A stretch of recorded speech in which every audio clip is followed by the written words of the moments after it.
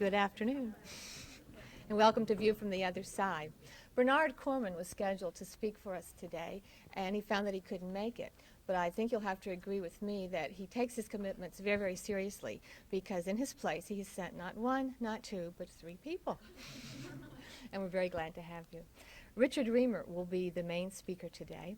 And Mr. Reamer graduated in 1971 from New York University Law School, and right after that went right to work for ASCAP. At ASCAP, he has been conducting and supervising copyright infringement litigation and antitrust litigation. He's presently a senior attorney in the legal department. He's a frequent lecturer before copyright classes and bar association groups, speaking on ASCAP and its litigation. I will let Mr. Reamer introduce you to our other guests, and I'd like you to welcome Richard Reamer.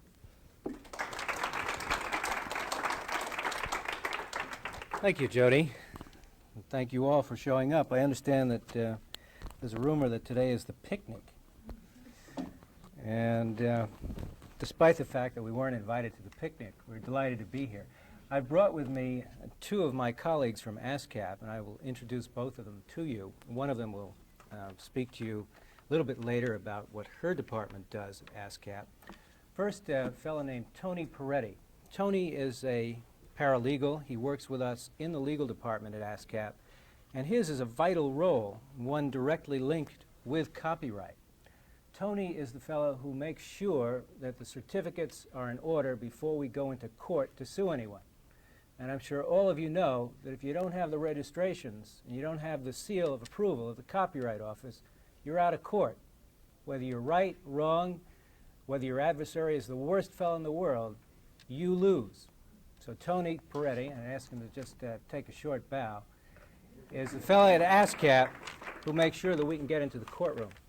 My other colleague is a woman who works in a vital department at ASCAP, the index department. And I will explain a little bit about ASCAP and how it functions, and my colleague will explain in detail what her department does.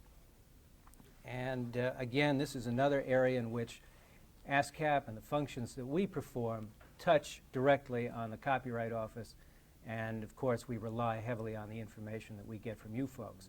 So if you would, let me introduce you to Maria Sotomayor from the ASCAP Index Department.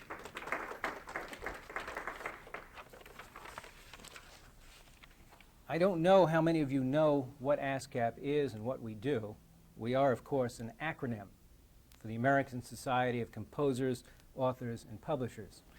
We like to think of ourselves as the world's preeminent performing rights licensing organization. Now, what is performing rights, and who are our members? Well, they are composers of music and publishers of music. Today, in 1986, we have more than 35,000 members.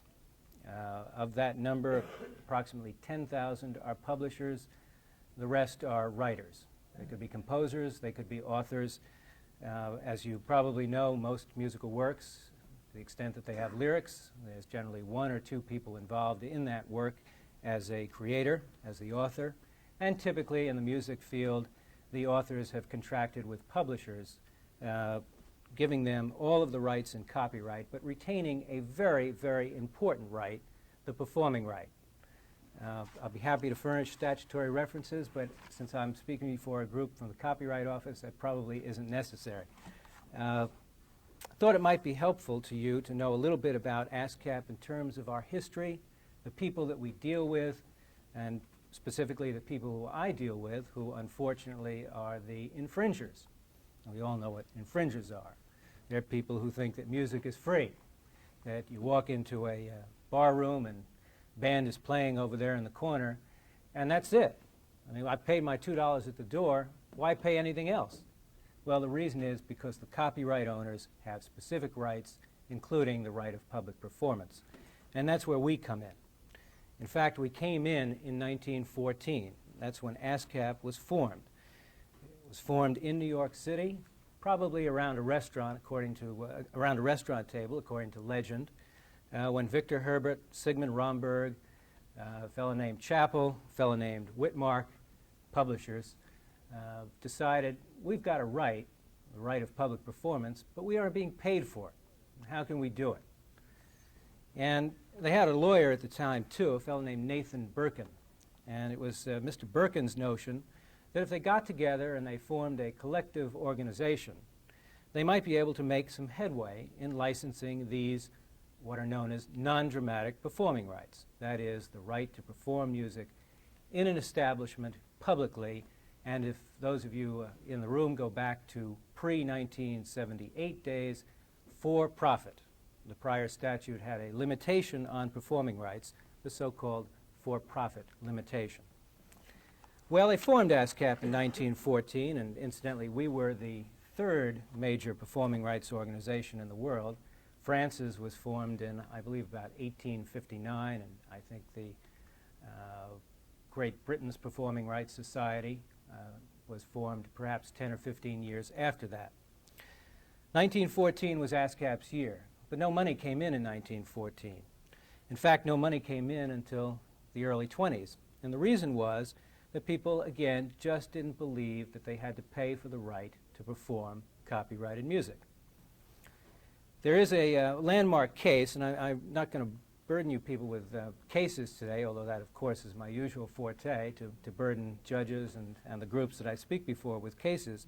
But there is one very important case decided in 1917 by Justice Oliver Wendell Holmes. The case is Herbert v. Shanley, and it involved a performance of Victor Herbert's song Sweethearts in a place called Shanley's Restaurant, just off Broadway, I believe it was. The building, like most buildings from that era in New York, has now been replaced by a 50, 60, or 70-story high-rise.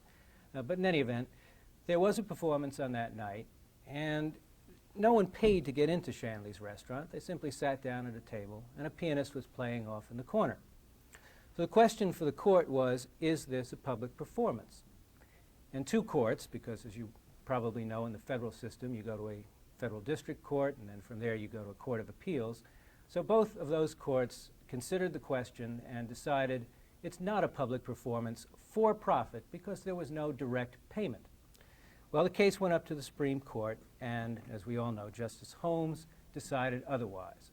Justice Holmes said that even though there is no direct payment, certainly the purpose of that performance was to help make some money for the operator of Shanley's Restaurant, the Shanley Co. And indeed, he found liability, and we were off and running. I think it's noteworthy that Justice Holmes' decision is contained in one paragraph. These days, most judges can't write one paragraph. But Justice Holmes could do that. And with that one paragraph, combined with the one sentence in the 1909 copyright law, granting to copyright owners the exclusive right of public performance for profit, ASCAP took flight. We didn't fly very far, however, because at that point it was only restaurants who were held liable to pay the copyright owners for copyright. So we were able to license some of the restaurants in the New York area. But when we went to broadcasters, it became a different situation. The broadcasters, typically well-heeled, both then and now, and indeed in the early 20s when broadcasting came about, most of the radio stations, as I understand it, were owned by, for example, those who manufactured radios, those who operated department stores and expected to sell radios and receiving sets. And so they too had the notion that, well, we're really not performing music over the air to line anyone's pockets in terms of the music performance. What we're doing is selling advertising. So don't bother us. We're not using music. Well, a couple more cases came along, and a couple more favorable decisions to ASCAP established the right of public performance for broadcasters in the early 1920s. At the same time, we were involved in litigation with owners and operators of dance halls, skating rinks. And so when you think about music being performed publicly, most of you, I'm sure, have either been to restaurants or seen shows performed in lounges. Obviously, everyone these days knows about music being performed on radio and on television, elevators as well. I noticed in walking through the few offices we've seen while we're here today, I didn't hear any music. And I'm curious about that. And we think music is a great thing and helps people work, so And to be perfectly candid about it, we won't even try to license you because you're a government agency. But in any event, music and ASCAP exist in the world today, and obviously it's a great source of shelter, income to many, many creators. And that's really ASCAP's principal function, to license, to, when necessary, bring lawsuits, and to enforce this very valuable right. To return for a moment to the chronology, it's notable, I think, that over the years, ASCAP, functioning as it does as a collective, that is to say, writers and publishers of literally millions of works, get together and say, ASCAP, we want you to do one thing. We want you to go out, find as many people as possible who are using music, and license them. Make them pay for the right to use music. And that essentially is what ASCAP does. That's our principal function in terms of licensing. We have one other very important function, and I'm sure most of you know what that is. When you get together this money, you got to pay it to someone. And so what we try to do is to ensure that the writers and publishers who are members of ASCAP get their fair share of the monies that we collect each year. We're not an overly large organization in staff terms. We have 550 people in our New York office. We have about 200 elsewhere, and I'll describe for you in a few moments what they do. But basically, it's these two functions, seeking out those who use music, be they broadcasters, nightclub owners, hotel operators, skating rinks, miniature golf courses, trying to give you some of the more esoteric users of music that we've encountered over the years. Such things as amusement parks, and any place really that you can think of. Music on hold, and you call up someone, a cab company, for example, or an office, and you're put on hold and you hear music. We license the provider of the music service. We license anyone who is offering to the public music in the context of what we call a public performance. It hasn't been an entirely friendly relationship, as you might imagine, between ASCAP and the people that we license over the years. We've had some difficulties, most notably in the area of antitrust. Now, of course, we're coming closer to my home, which is litigation, and in the antitrust field, the defense of really any number of attacks on ASCAP using the antitrust laws. And I must tell you that it's understandable because as I've described ASCAP, we are a collective. Many, many people have gotten together and they have, in effect, pooled this mass of copyright rights, the rights in millions of copyrighted musical compositions. And so those who we encounter from time to time who either think that our license fees are too high or perhaps feel that they have a better way, and they've always invented the better mousetrap for licensing, they really fall into the category of people that I deal with, the antitrust attackers. I'm an antitrust defender. They're the attackers. And over the years, these attackers have included such major users as television networks, television stations. The entire radio industry in the 30s and 40s were very successful in getting state legislatures, of all things, to enact bills to make ASCAP's activities unlawful. Imagine, you've got a federal copyright statute. We all know the principle of federal law applies in terms of the Constitution, and yet here are states saying, ASCAP, if you come in and license, we're going to confiscate your members' rights. And not only that, we're going to put you in jail. And it happened. ASCAP's president in the late 30s, early 40s was a fellow named Gene Buck. And there was one of these statutes on the books in one of the western states. I think it was Arizona, but I may be wrong about that. And lo and behold, Mr. Buck was traveling through Arizona, and he was thrown in the pokey. For what? He's the president of ASCAP. They're involved in licensing copyrights. That's the approach that some of our antitrust attackers have taken over the years. I mentioned the television networks and the television stations. Some of you may know that there is right now a battle on in Congress. A statute or a proposed statute has been introduced. A bill is introduced in both the House and the Senate, which would really rend asunder one of the principal rights that we deal with, the performing right, in terms of pre-recorded programming. Now, a little background here. When you watch television, you see a variety of programs. You see live shows, the news programs, you may see entertainment specials, but these days you see a lot of what we call pre-recorded programs. An adventure series, a private eye show, perhaps a situation comedy. These are programs that have been recorded for later telecast, generally initially on the networks, but later on in what's called the syndication market. And in our last major antitrust battle, which was with the local television industry throughout the country, ASCAP and our principal competitor, Broadcast Music Incorporated, won the case at the appellate court level. Now, what the stations were seeking was to impose on ASCAP and BMI something called source licensing.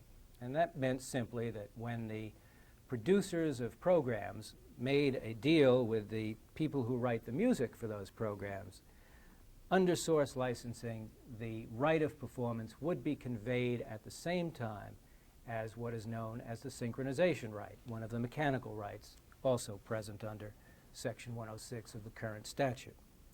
Well, as I've said, we won in the courts, but the final determination as to who wins or loses in this battle will probably be made in Congress.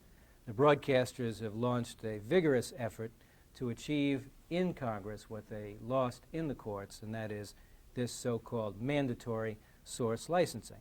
And what it is a compulsory license. I think most of you are probably familiar with some of the compulsory licenses under copyright law. Compulsory license for mechanical recordings. Whenever anyone seeks to make a recording of a work that's already been published, they may do it. They must pay to do it, but they have the right to make that recording. There are compulsory licenses as well these days for public broadcasting and for so-called phonorecord performances, jukebox performances in bars, nightclubs, pizza parlors, and other establishments such as this. Well, that is a very brief history of ASCAP in terms of its difficulties in the courts, at least in terms of antitrust problems. I'd like to tell you a little bit about what I do specifically in terms of enforcing the rights of ASCAP's members. Because, as you might imagine, there are literally thousands and thousands of music users throughout the country. Bars come into existence. They may last for 2 or 3 years, sometimes not even that long, and they're gone. And one of the principal forms of entertainment in bars these days, particularly with the limitations on liability in view of the problems with drunk driving, is to set up a band and let the musicians entertain the patrons. And that's where we come in. And I mean that literally. Our staff around the country goes right through the front door. There's no sneaking around the back way for ASCAP. What we try to do is to advise nightclub owners, principally those who operate hotels and have lounges, that they have an obligation under the copyright law. And if you think it's difficult dealing with claimants to copyright, you ought to try dealing with users of copyright. And we have a particular problem as well, because we're dealing with an intangible. In most bars and restaurants where there's a band set up, you don't see sheet music. What you have is a group that perhaps has a repertory of 15, 20, 25 compositions. One of the musicians is good enough to know chords and probably can fake his way through any song that the audience may request. And with that kind of performance, when you go to a nightclub owner who is, after all, paid for a liquor license, probably some sort of state, federal, and local tax, he's paid his musicians, he's paid for his supplies, then in the front door comes ASCAP. And we say to them, well, my friend, you're using copyrighted music. And he said, I know that. That's what the band is playing. I don't want any stuff that's in the public domain. I want the real thing. Well, of course, I'm kidding. Most of the time, what he says is, there's the front door. Be out of it. Quickly. We have about 200 people around the country, and their function really is to search out these users of music and to try as calmly as possible to persuade them that, yes, they do fall into the scheme of copyright. And happily, most of them do take ASCAP licenses. And it's a fairly simple system that we have to administer. We offer something that is known in the trade as a blanket license. And what that means simply is that when you have an ASCAP license, you pay an annual fee, and you have the right to use any or all of the musical compositions in the ASCAP repertoire. Now, obviously, no one's going to use 8 million compositions. In fact, what happens is that in most instances, people have carved out a particular style of music for their establishment. Country and Western bar, although these days you could find a country and Western bar in Delaware, Texas, Seattle, even Alaska. Or perhaps the next club down the block is a disco, and you hear contemporary rock music played. So people pick and choose the kind of music that they want, and it's our job to give them a license that, as broadly as possible, leaves the choice to the user, and that's what we do. Whether you want to play Stevie Wonder's music, Bob Dylan's music, or even Aaron Copland's music, you get that through an ASCAP license. You get that right of access. It's often been compared to a library card. Go into a library, you've got your card, you can take any book out that you want. Well, at ASCAP, it's not a public library, so you've got to pay for the library card. And that's what the blanket license fee is. It's a method of paying for the right of access to the entire repertory. And I think it's fairly interesting to the outsider, to the observer of what we do, to know that we really have a variety of these different blanket licenses. Many different forms to fit the various users out there. For example, the nightclub pays a fee that's related to a number of factors. The size of the nightclub, the number of nights per week of entertainment, whether or not it's a two-piece combo, a solo, or a live band. Is there a cover charge? Is there dancing as well? We put all of these factors together in a grid or a matrix, and you just go across with the number of seats and down with the number of nights per week, and you put your finger on a rate. And typically, for most clubs, it's in the order of $450 to $750 a year. A large nightclub, a large disco may pay as much as $2,500 a year. A hotel in Las Vegas will pay significantly more than that, something on the order of $10,000 or $12,000 a year. And what ASCAP does in terms of broadcasters is to ask also that they pay this blanket license fee on an annual basis. There, the revenues of the broadcaster help determine the license fee. We have a formula that works out to a percentage of the gross revenues. At the end of the year, we collect all of the money, and then comes the really difficult part, determining who gets the money. And I'll come to that in a moment, because it is, I think, a pretty interesting story to tell, how an organization like ASCAP collects over $200 million a year and then sees to it that the people whose music is performed realize the reward from their endeavors. But I wanted to mention one other aspect of the collections work, and that's the litigation. As I've mentioned before, and I'm sure some of you know, the copyright law provides a federal right, and the way to enforce that federal right is in the United States District Courts. So in any one year, we bring approximately 750 to 1,000 copyright infringement actions. Now, happily, particularly for the people downstairs in certification and recording, we don't need certificates for all of those 1,000 cases. But we do need them for those that wind up in the courtroom, typically by trial or by motion brought before a federal judge. I myself have had the, in some cases, dubious experience of being in federal courts all over the country, and judges themselves, particularly in the South and some parts of the West, don't get very many copyright cases. In the old days, and by the old days to me, I mean going back to the early 70s, we used to attach as an exhibit to every complaint the original sheet music. And we did it for a very important reason. we wanted the judges to see what music looked like. And we wanted the judges and their clerks to be able to pull that original sheet music off, take it home, and add it to their libraries. And it worked. We found out subsequently that there were very few complaints on file in clerks' offices with original sheet music attached.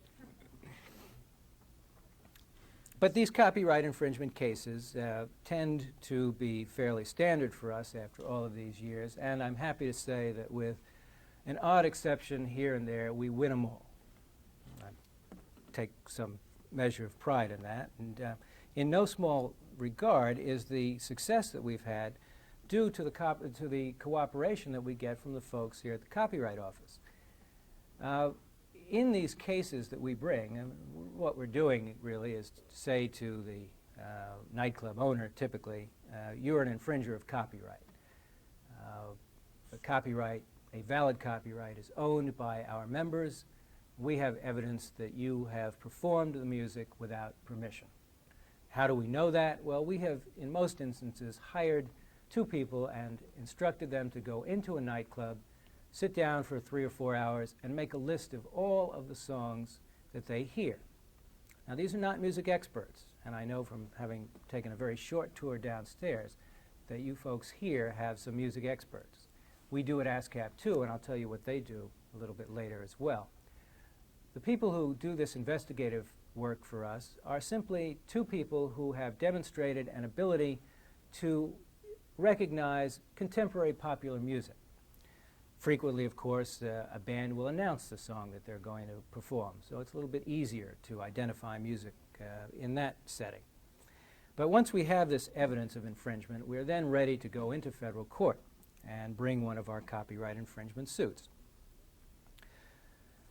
The courts which have looked at these cases, which have considered them, have been very precise in determining what the elements are that are necessary to prove one of our cases.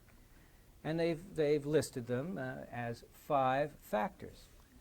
The first 3 factors all deal with copyright ownership. The validity of the copyright as shown by a valid publication approved by registration with the Copyright Office. And so since the early, I would say 1940s, we have known that whenever we could bring a copyright infringement action, or whenever we did bring a copyright infringement action, all we had to do to prove, at least on a prima facie basis, the ownership of copyright was to obtain from the Copyright Office the certificate and any assignments demonstrating the chain of title of the copyright. And that's all we have to do. We've got 3 of the 5 elements proven. The other 2 are performance. We have the evidence from our investigators, and the fact that the performances were rendered without permission. Because after all, that's what copyright is about, the exclusive right to enable someone to use your work. And in our cases, of course, we have tried to license people, and they've said, ASCAP, we're really not interested, or words to that effect. And at that point, we've gotten the proof on the last issue. So with all of this, and given the fact that about 1,000 of these cases are filed each year, we think it's a pretty good record that we've been able to win virtually all of these cases, and indeed settle most of them with the proprietor of the establishment agreeing to pay us a license fee and an amount related to the amount that should have been paid in the past. Now, to come to the other key area of ASCAP, and here we're talking about distributing the money that we obtain. Some of you may know a little bit about the society. You may have seen the name on record labels. The appearance of the ASCAP name on a record label is a point of information really for the user of that record. There is no requirement, of course, in the copyright law or any other statute that ASCAP's name appear on a record. Would that it were so, but it just isn't. In any event, it's there so that people know that a particular work is in the ASCAP repertory. And having collected several $1 million each year, we then have a quite enormous task, and that is to pay that money out. And we do it on a combined basis. There are a number of techniques that we use. Principally, we rely on a survey of performances in various media, typically broadcasting. And by survey, I mean that what we do is to make tape recordings of various stations' broadcasts. It's done on a random basis. It's a scientifically designed and administered sample. Each year we analyze 60,000 hours of tapes.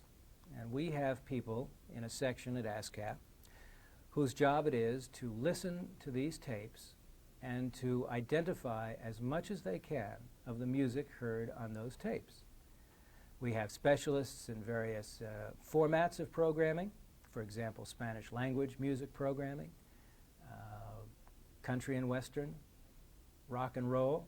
I'm very proud of the fact that when I started at ASCAP in 1971, really at the peak of what was then the hard rock craze, I used to get calls from our tape analysts to come up and listen to a tape. Well, we've gotten older since then, and these days I'm listening more to classical than to hard rock.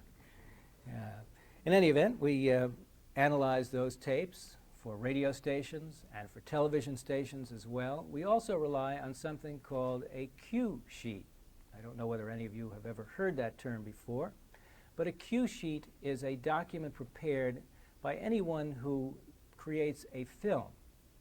The cue sheet contains information concerning the use of music on that film.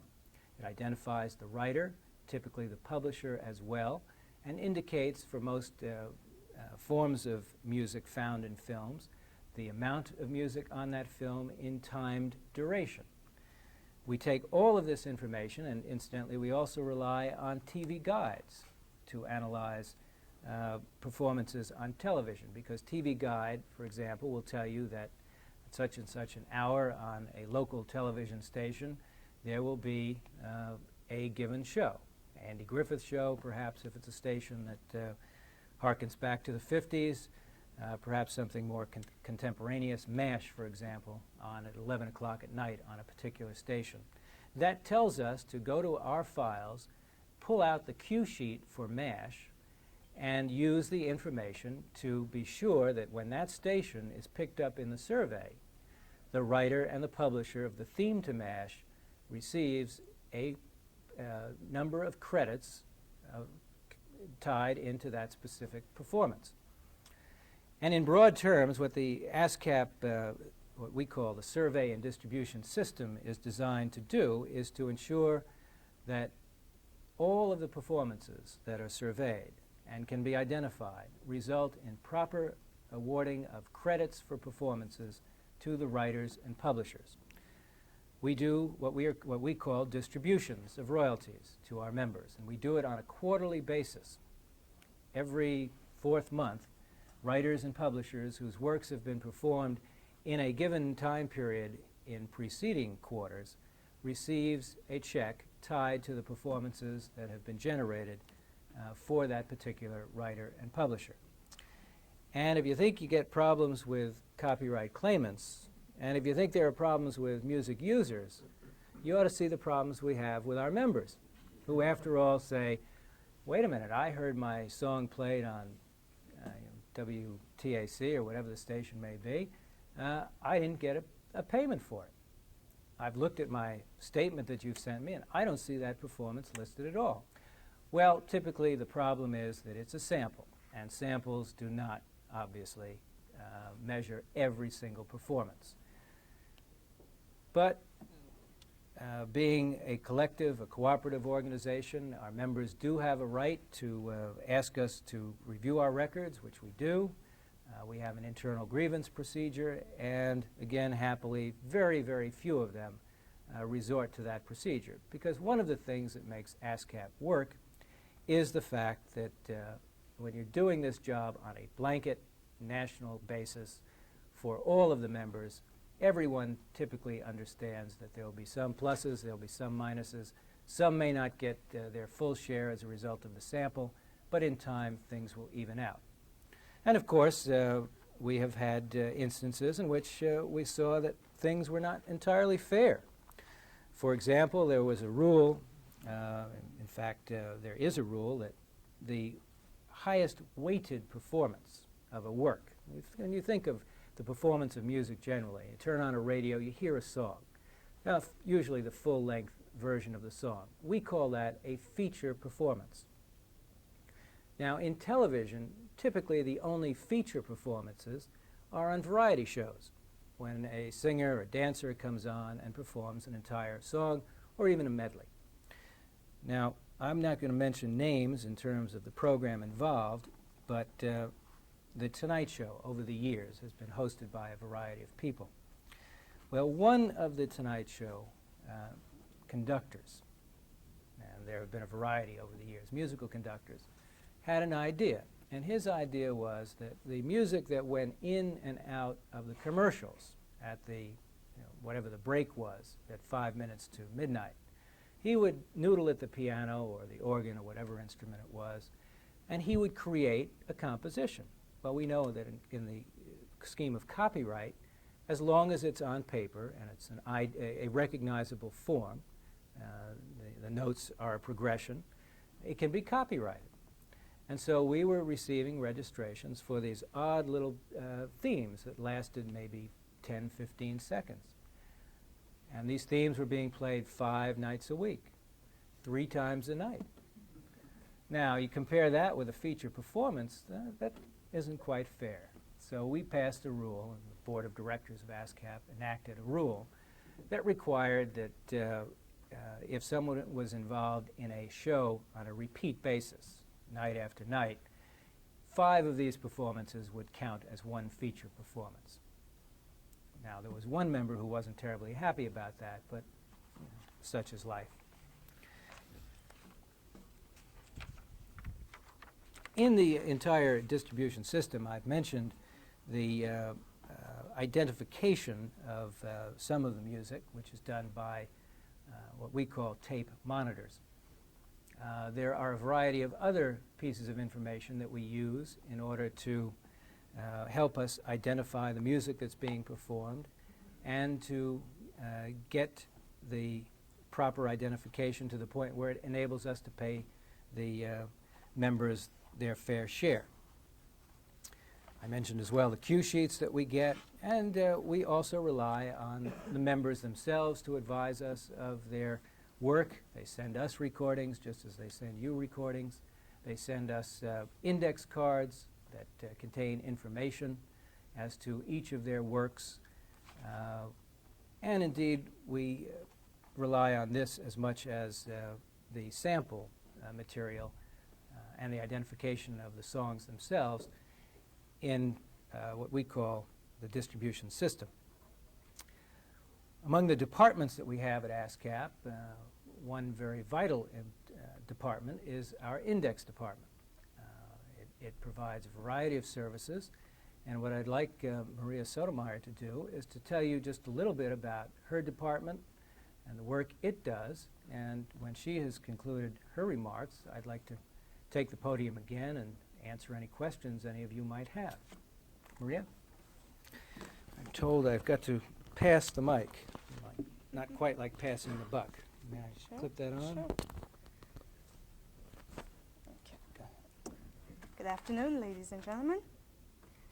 The index department is very similar in the copyright department in the fact that we are a library of music works. We license the usage of this music for our members to all sources of broadcasting. Copyright musical works in our repertory are approximately 8,000 new titles per year. We have a library of over 8 million titles. This information is provided to the general public as well as for internal use. The general public can locate the copyright owners and interests of a composition through our department. The information is provided to us on 3x5 index cards. The information on the index cards indicate the title, the writers, and the publishers of a song. We, in turn, provide the general public with information on the publisher so that they can obtain print rights, they can obtain synchronization rights, or permission to use the compositions individually. Furthermore, we also provide the record industry with information on the composition so that mechanical licenses can be obtained. This information is further, the music in our repertory is further provided to affiliated societies across the world so that compositions which are performed in other parts of the country can be identified properly and credited to our members. In turn, affiliated societies, performance rights organizations provide us with this information as well. Therefore, our repertoire can be very vast. The information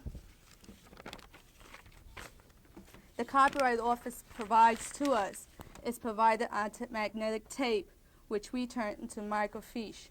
We are able to read the compositions to help identify the songs if our members have not provided the information to us. Further, if a composition is written by members of other performance rights organizations, we can identify the composition and therefore know that the song is not, in fact, in the ASCAP repertory. It gives us the opportunity to know what compositions have appeared in the survey, which are in our repertory and are not in our repertory.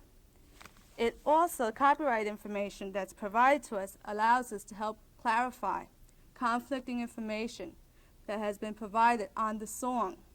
We always go back to the copyright to know who in fact wrote the composition and who in fact is the publisher of the song.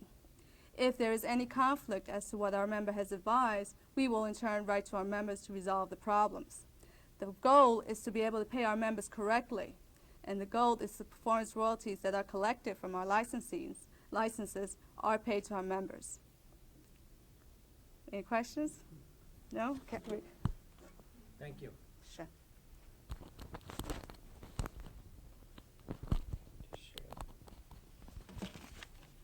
Questions? Yes, ma'am. If you were going into court and using one of our certificates, and on the application it gave only the author of the words, and the lead sheet contained words and music, and the same person wrote the music, but it wasn't accounted for on the application, would that be a problem to you? I'm going to let Mr. Peretti field that question. Can you just repeat one? The situation is you have a lead sheet with an authorship statement on it that says words and music by John Doe. And on the application, the person who filled it out made an error in that he named John Doe as the author of only the words. No, So the music is not accounted for on the application. I would ask for a CA, You would. yes. I wouldn't use it. You wouldn't use it? No, I wouldn't, no. When it comes to payments to our members, we will write to the owner of the composition to clarify whether there is music to the song and to get a correction to the original copyright so that we can pay correctly. Yes, sir. Say there are 3 authors. I'm not sure how you use the we make certain assumptions about the authorship based upon the statements on the application. I'm not sure that you make the same assumptions. I want to see if that's true. Well, If- go ahead. There are 3 authors. 2 of them wrote the music, and 1 of them wrote the words. Is there any? Do you divide that money up or give credit equally to all 3 of them? Well, let me explain to you that Okay. what ASCAP does, let me back up a little bit and I'll get to your question. We're dealing generally with a copyright that's owned by a publisher. The publisher has agreed by contract with the writer or writers that the performing rights share will be reserved directly to the writers.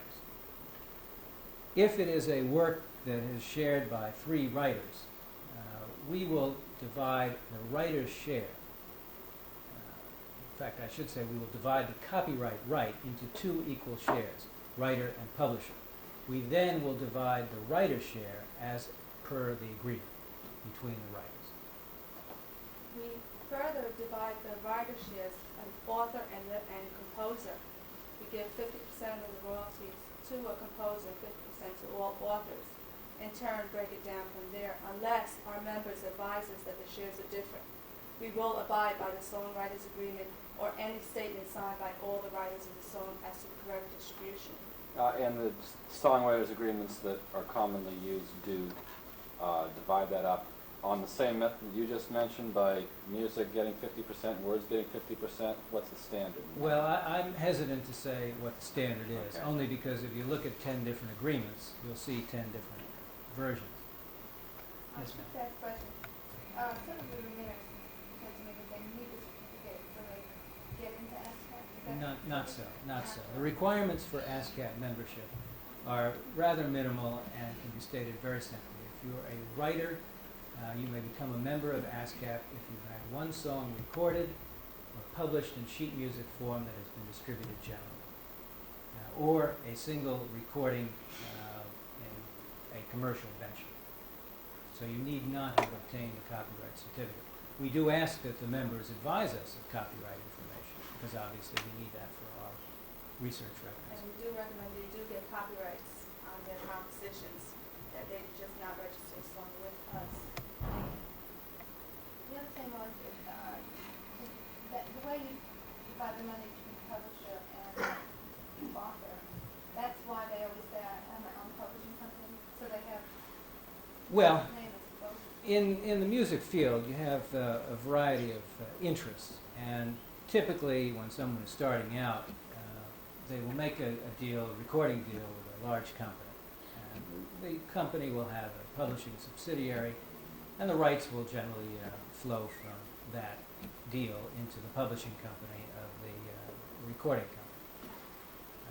As people become more well-known in the business and more successful, they will form their own publishing companies. Now, they may share between their publishing company and the publishing company of the recording company, or as they get even more popular and more successful, they will have their own publishing company.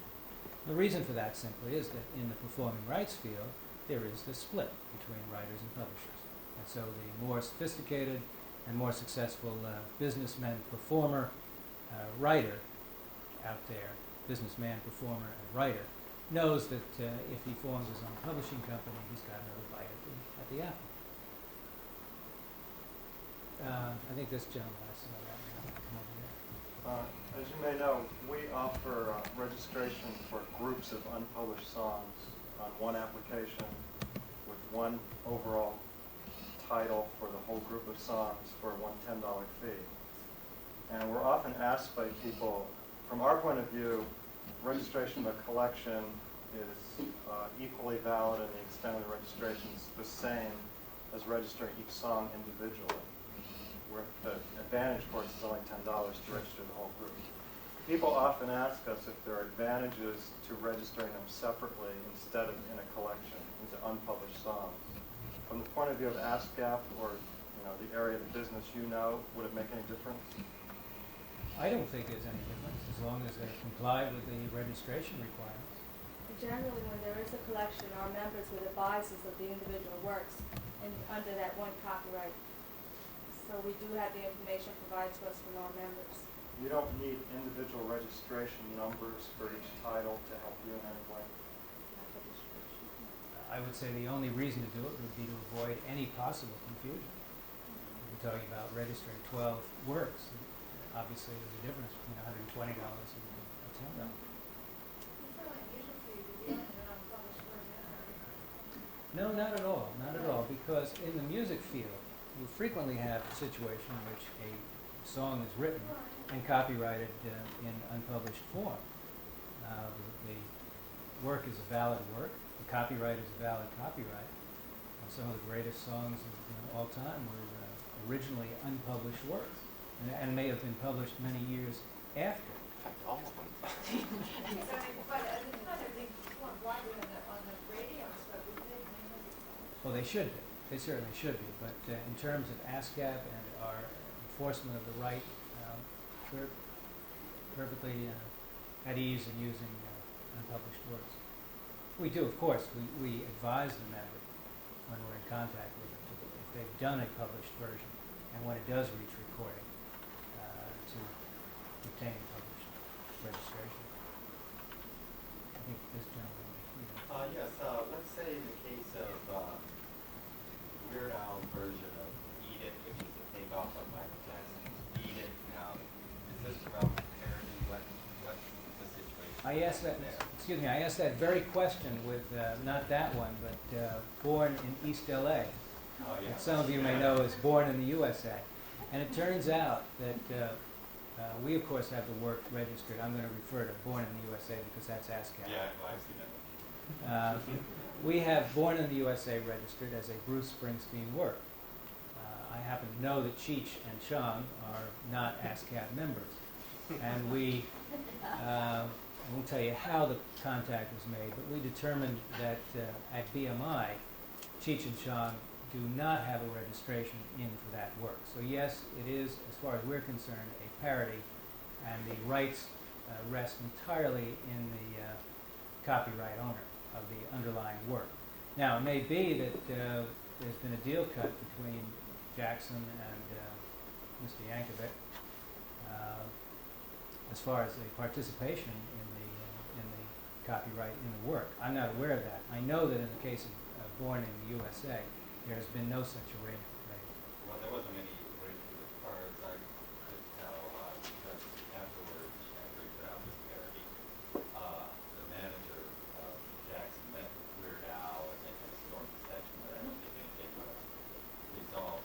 One other question I had realistically is, like let's say the Bee Gees were found guilty of copyright infringement. What do you know about that case?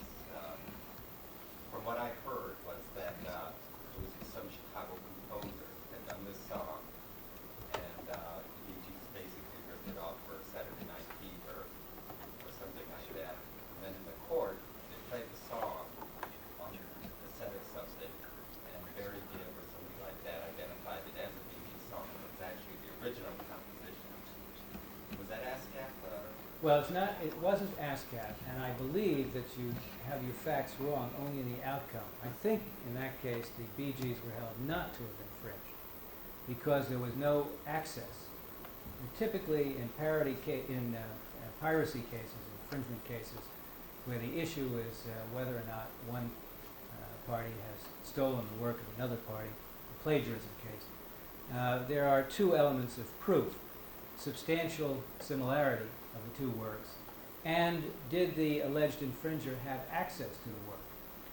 And as I recall the facts in the Bee Gees case, the Bee Gees were off in their chateau in France writing the song, and the fellow in Chicago had no access to the work at the time it was being written. You may have in mind the George Harrison case. No.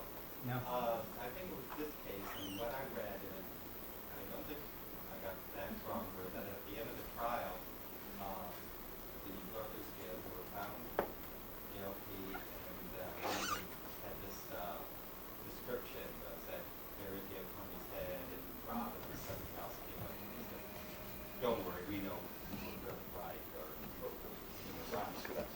Yeah, I think it was reversed on appeal. Yeah, sure. To me, a case is not lost until the Supreme Court says.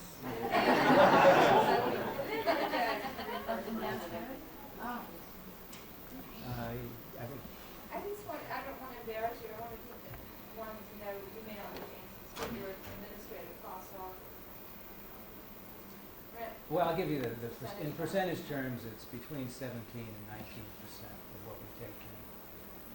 And I must, I must admit to you that it's an enormously expensive operation to collect all of this data, analyze it each year, and what makes it particularly difficult to come to grips with in terms of someone who represents creators and whose interest is in getting them as much of a return as possible on their creative efforts is the fact that we have two organizations doing it, ASCAP and BMI. I mean, and seriously, we're competing organizations and the competition is fine, but for both of us to be figuring out how to distribute this money is a bit of a difficult pill for the members to swallow. This gentleman over here, I don't know. Do you have any sense of what difference it would make to a person in the industry wanting to acquire the rights to a work, whether they came to our catalog or their own? I'm not sure I understand the question entirely. Someone wanting to find the current owner in order to attempt to purchase a copyright license. I think if you wanted to be as dead certain as possible, you'd go to both places. Now, we advise the public. I didn't mention some of the perhaps legalistic details of ASCAP's operation. We really are constrained by a federal consent decree in the way in which we license, for example, and indeed the distribution system that I referred to, the entire system, is under the aegis of this federal consent decree. And one of the requirements in the consent decree is that we maintain a list of all of the works in the ASCAP repertoire, and then we advise anyone who writes to us whether a specific work is in the ASCAP repertoire. Now, if you're going to have that as a requirement of the way in which you conduct your business, you have to have the backup to it and as clear a record as possible. And so what we do is we take the information that we get from the Copyright Office and put it together, I suppose, with information that we get from the members, and try to maintain as complete a listing as possible. But I get calls, for example, frequently, as I'm sure Maria does, somebody wanting to know who the copyright owner is. And we tell them, look, we'll tell you what's in our records, but if you want to be absolutely certain as to, for example, copyrighted arrangements, this is a frequent question when you're dealing with works that are at least in the renewal term and perhaps even in the public domain, we say, contact the last copyright owner that we have of record and be sure. Yes, sir? Are ASCAP and BMI artists mutually exclusive? Can one be a member of both organizations? No. And are the songs in the repertoires mutually exclusive? Can a single song be in both repertoires? No. Well, now, when I say they're not in both repertoires, remember that a song could have two writers. Typically, songs do. One writer could be an ASCAP member, and one writer could be a BMI affiliate. To that extent, yes, the work is in both repertoires, provided the writers have agreed to that. So it is possible, and what that suggests, of course, is that someone could have an ASCAP license that would cover the works in the ASCAP repertoire, and by that license have the right to use at least some, but really not many. There are not all that many joint works. Follow up to that question. What happens when a member goes to the other society regarding backlog? Well, sure. We have some rules at ASCAP, and one of them allows members to leave. Any member can resign from ASCAP at the end of any year just by giving us, I think, 60 days notice. And when he leaves, he has to make a determination as to whether he will leave any of his works with ASCAP or take all of his works with him. If he goes to a competing society and decides to take his works, he must leave all works for the duration of existing license agreements. The reason for that simply is that we have made a license agreement with a particular user and given him the right to use all the music in the ASCAP repertoire. As a result, he should have that full right of access. Yes, ma'am. Who do you pay, on what base your determination as to what you're going to pay an arranger of a public domain song? If, for example, that person was unable to get copyright registration for that arrangement because we say it was, well, you might not know that, but it probably would be an arranger not to tell you. But do you make a determination about the creativity or the copyrightability of the arrangement and determining whether you're going to pay 100%, 10%, or that sliding scale? Well, we're going to give you a precise answer to your question, but I'm going to give you a little history first. And the history simply is that ASCAP as an organization has undergone significant change since the 20s, 30s, 40s, and in 1950, when the consent decree that I referred to was formulated and agreed to with the government. And one of the principal areas of change involved the determination as to who could become a member of ASCAP and the way in which the money would be paid out. In the era before 1950, the determination was made on an ad hoc basis and a very subjective basis by really the people who controlled the society. After 1950, and in the wake of the consent decree, All of that became changed to the point where there are the minimal requirements that I've given you already for membership in ASCAP, and the entire distribution of funds has been done on an objective basis, supervised by the government. And that translates into a complex set of formulas for determining how the money will be paid out in a precise manner in which performances will be credited and royalties generated. And one of the elements of this formula is the method by which we deal with copyrighted arrangements of PD works, and a percentage is determined. We do send compositions, lead sheets of compositions which are in question to a special classification committee to give it a certain percentage as to how much is original and how much is in the public domain. So we do have a committee that makes a judgment as to how much is actual original music. And would there be that appeal board processing available to a person who, say, for example, even to who should be paid 10% profit, who should be paid more? Well, there is an internal procedure. It's not precisely the same one that I was referring to, but they can ask management, certainly, and then ultimately the board of directors to review it. I might add that ASCAP as an organization, is very interesting, is controlled by a board of directors which is comprised of 12 writers of music and 12 publishers. And within that division of 12 and 12, there is a representation of 3 on what we call the serious music side, classical music, and the balance in the so-called pop field. So we try to touch all of the bases in the music field. Copyright arrangements also, we do depend a great deal on the copyright registration itself. It has been copyrighted as an arrangement, as the Copyright Office recognizes the arrangement. Within the film with the times and the writers and publishers. Yes, sir. I understand that ASCAP will pay the writer's share even if the writer's working as an employee for hire.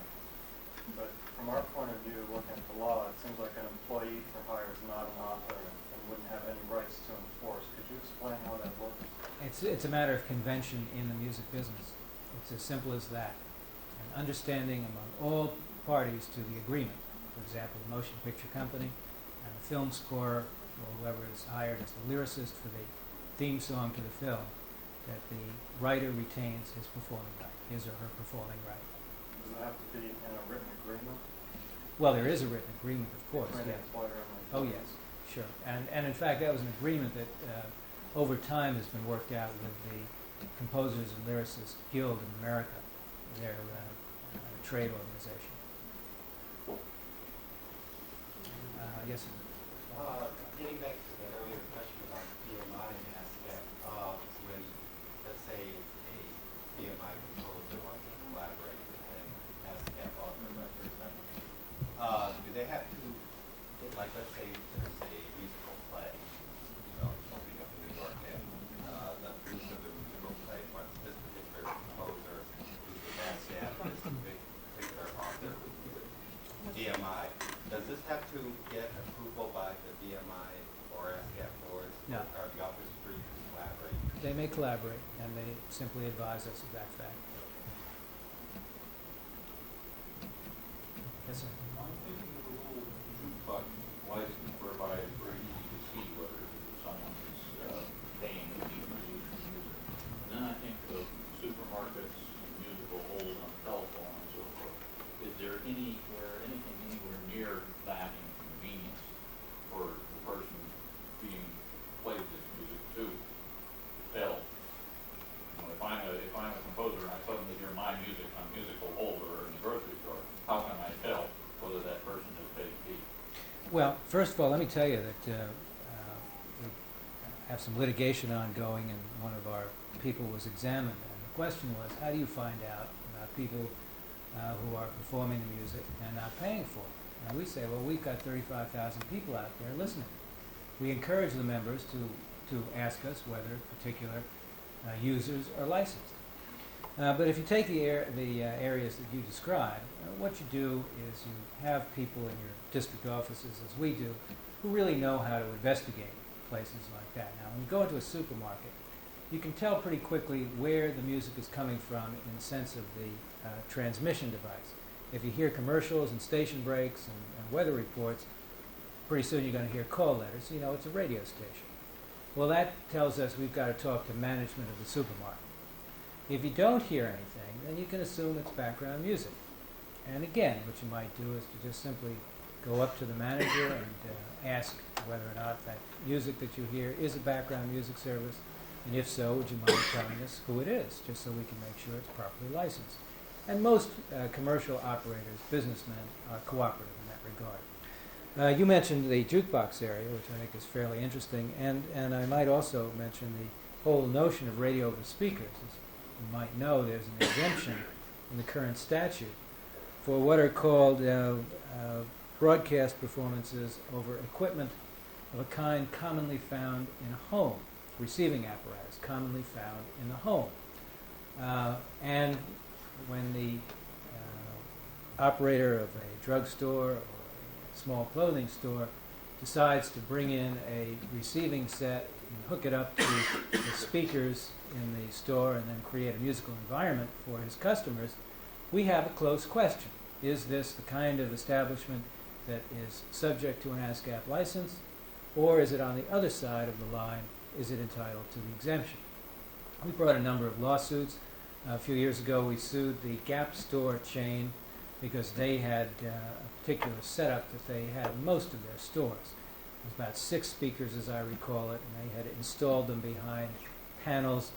And to us, that was really beyond the exemption, and the courts agreed with us. We've had cases involving supermarkets as well. Typically, a supermarket will have these speakers. My goodness, that looks like a speaker now. No music. No music coming out of it. But you walk through a store and you see one of these on every aisle and 4 aisles deep going all the way back.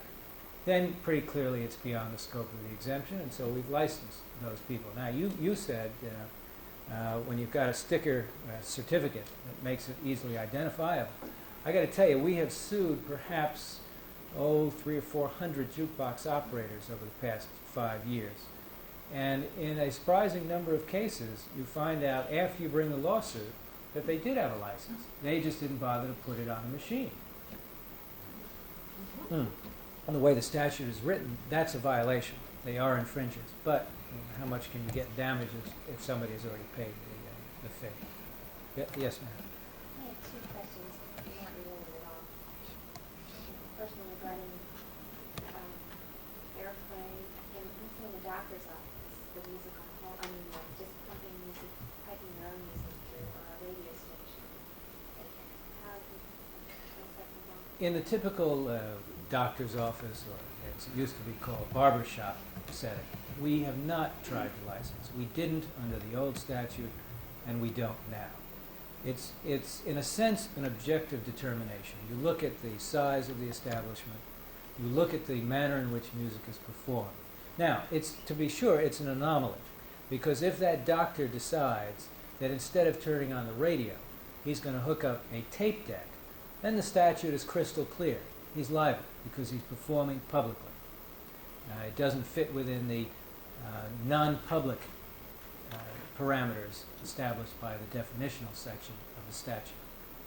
So again, it really depends on the objective factors. And then the other one, back to our very first question about on the claim, just claim words and copy contains music. And it says words and music by John Doe, and we annotate the application to say copy deposit states words and music by John Doe. Now, would that application be usable?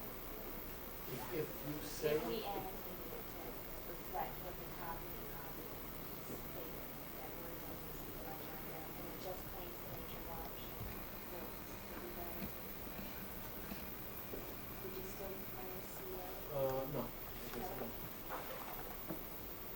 In fact, What about television sets, bars and concerts?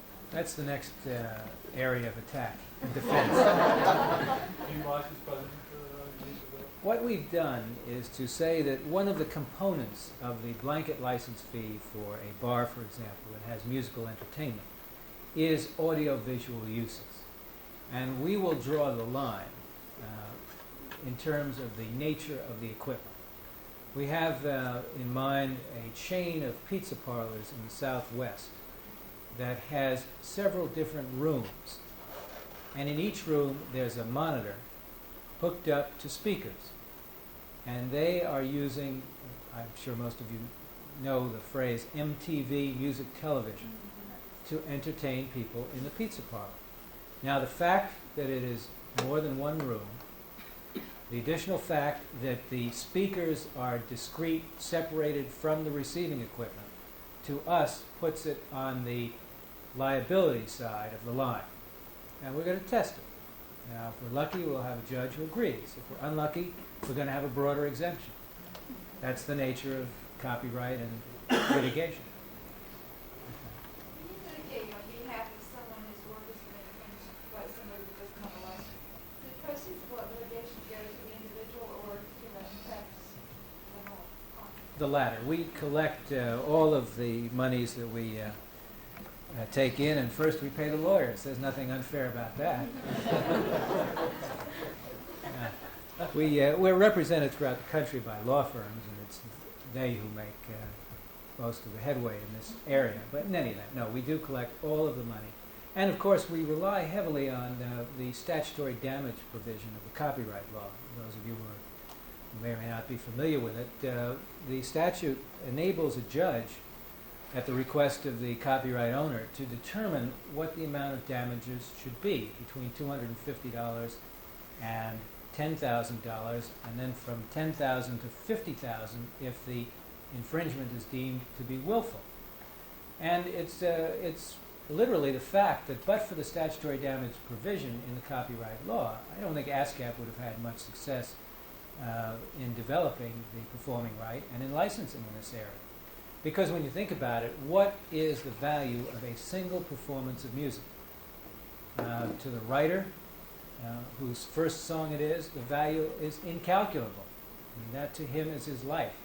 To the writer who is a successful writer in the business, that is his source of livelihood, his income. To the survivors of writers, to their heirs, it is a continuing, obviously a continuing source of support. But a single performance over a single radio station or a single television station, really it's very, very difficult to put a value on that. And we rely heavily on the statutory damage provision to enable us to persuade judges that the value is at least as much as what the defendant, infringer should have paid in license fees, and frequently these days much more than that. And judges are becoming sympathetic to that point of view. Yes, sir. I think the issue is regarding the jukebox licensing. Since we do that in the copyright office, license less than $100,000 a year, I believe that that's less than half the machine. You all the time is the ones that you are going after, and already got something about stuff. Well, it's interesting that in the jukebox litigation area, we are really shooting blind, because when you go into a nightclub or even a pizza parlor, these typically tend to be smaller places that have jukeboxes, all you can do is ask who operates that jukebox. Now, the statute does provide that you may write a letter to the operator of the establishment, the owner of the pizza parlor, and say to him, excuse me, we want to know who operates this jukebox. And if you don't tell us that, furnish us that information in a certified letter, I think in 10 days, you may be held an infringer. So you do get that information. Then your problem is finding out who that operator really is. Now, we're not talking about people that have nameplates on the door in downtown office buildings. These tend to be small businessmen at best. I think you'll agree with me that the ones who have been licensed have been the bigger operators, although we've found a few who have not licensed. So when we find a jukebox operator and we bring that infringement action, it may turn out that he owns 5 jukeboxes. And typically, people who operate on that scale are just not going to bother with something like a compulsory license from the Copyright Office. And if it turns out that they have license, and this was our experience with some of the bigger operators, although certainly not the major ones, but they would get the certificates. But it was a nuisance to go into 25 different locations and put a sticker on the jukebox. Now, one of the things I do, of course, whenever I go into a restaurant and see a jukebox, you look and you say, well, I'm 1 for 2 this week. The restaurant on Friday night had one. The place I had lunch at yesterday did not. Now, what do you make of that? Less than half of one. Exactly. Good arithmetic. Any further questions? Yes, sir. Have you ever known of a Mill Rider song to make any money? I thought someone was going to ask me how many bars of music to get a copyright.